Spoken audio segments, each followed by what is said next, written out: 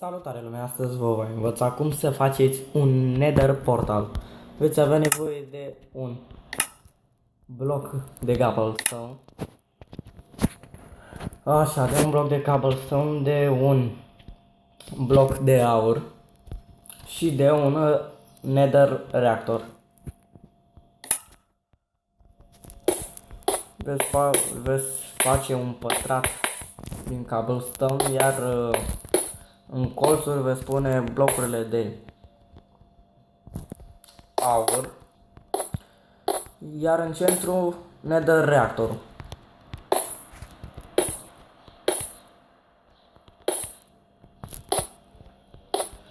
Dacă veți face astfel Nether reactorul, vedeți că eu în fața am mai încercat odată ca să văd dacă îmi reușește. Dacă îl veți face astfel, vă va funcționa. Și ca să vă și arăt că funcționează, am să dau pe survival și priviți.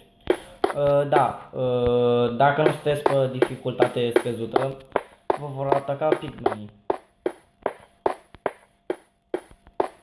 Și aici veți avea tot felul de lucruri, ajutătoare sau neajutătoare.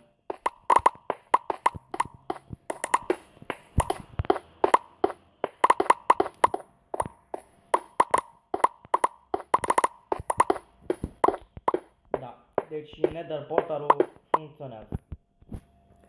Bun, și cam acesta a fost și videoul de astăzi. Dacă v-a plăcut, dați un like, dați un share, abonați-vă la canalul nostru, spuneți-le și prietenilor voștri și ajutați-ne să strângem cât mai mulți abonați. Bun, la revedere!